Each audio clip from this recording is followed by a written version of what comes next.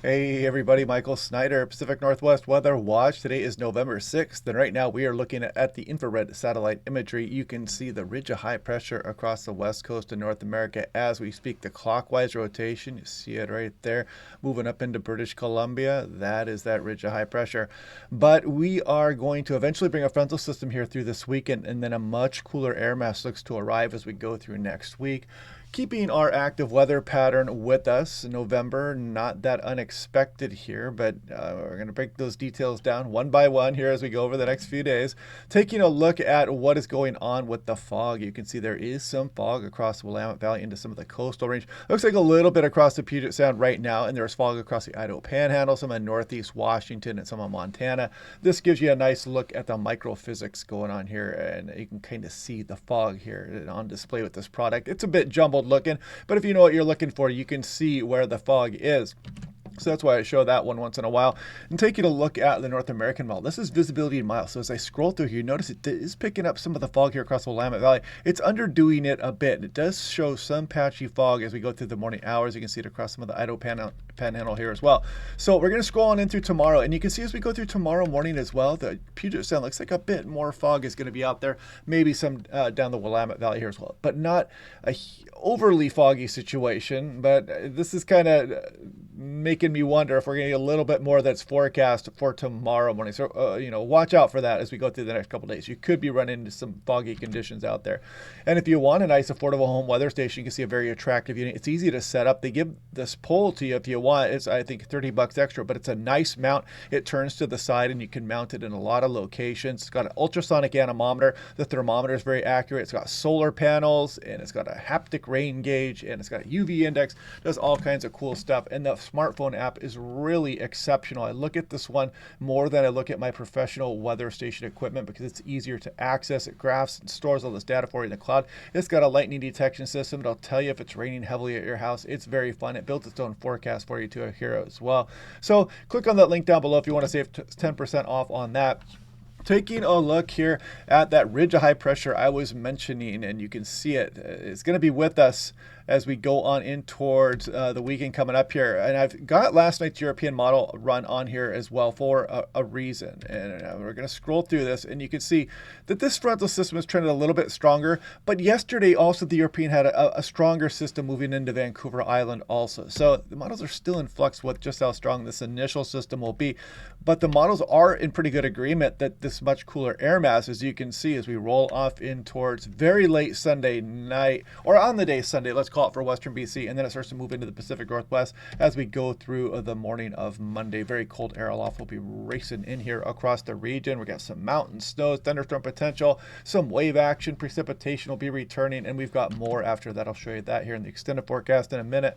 Looking at Seattle yesterday, 53 degrees, 54 the average high for this time of year, so right there around average. No precipitation yesterday, but we've got more on the way, definitely.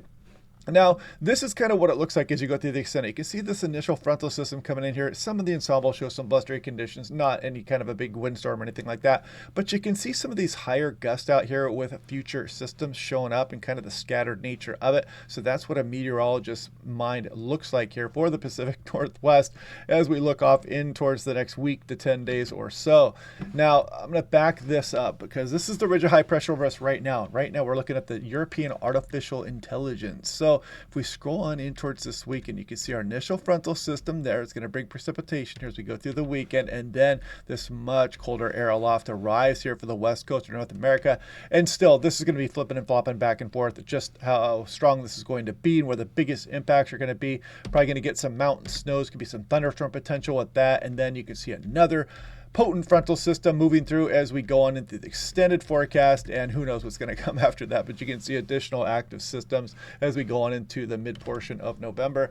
Taking a look at the GFS, so let's see if it lines up with the European. I'm going to update that, and we're going to make sure we have all the most recent data. The 12Z is not running yet, getting an early start on things here. I got to go into work today, but you can see that as we go towards this weekend, there's that weak frontal system right there. See that colder air aloft? That is the initial one, and then the much colder air mass. mass. A very good agreement with the European on this much colder air mass as we go through the early portion of next week, continuing some of that mountain snow here across the region. Then additional cool systems may be paying us a visit as we scroll through the extended forecast. Always something fun towards the end of the GFS model run, but we're not going to worry about that too much. The main takeaway from that is that we are probably going to remain active as soon as we start the precipitation up again here this weekend. So looking at the European artificial intelligence, you can see the timing of this. This is on the day Saturday. It's going to be raining much of the day across Vancouver Island as we go through Friday, western BC, and maybe even some of the lower mainland there near Vancouver. And then as we go through the Saturday morning period, here we go Saturday late morning. There's Saturday afternoon. It starts to move into some of western Washington, western Oregon. That frontal system, it's not really packing too much of a punch, but it will bring that precipitation back. Then we get a tiny bit of a break here as we go through the day Sunday, and then the next frontal system, potentially more powerful, moves through as we go through Sunday night. You can see the low pressure right off the coastline there. The cold air aloft will be arriving, mountain snows, wave increase, and some breezy conditions. And then we scroll up into the future and you can see additional strong low pressure systems.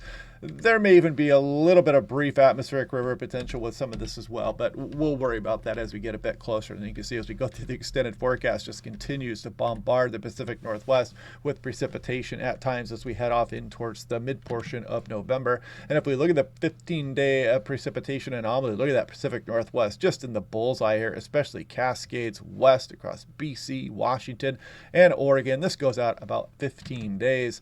Now looking at the total snow, the National Blend of Models, I'm going to put this into motion, and you can see as we go on in towards this weekend, an initial system does bring a few inches for some of the higher terrain, not much for Snoqualmie Pass, but as we go through next week, you can see maybe getting that snow level down below 3,000 feet a little bit here. We'll see how that goes. Stevens Pass, bigger amounts, 4,000 foot pass there, and you can see some of the Oregon Cascades piling up the snow across the higher terrain as well. Some nice snow-covered Olympics are going to pay us a visit also as we continue this active pattern on in through mid-November. Maybe we'll just keep this going and keep a lot of that snow for the higher elevations, but there's always that looming specter of eventually some warmer atmospheric river activity paying us a visit, but who knows, maybe the La Nina will take hold early and we'll keep some of the snow across the higher terrain. We'll see how that goes, but right now it doesn't look too bad.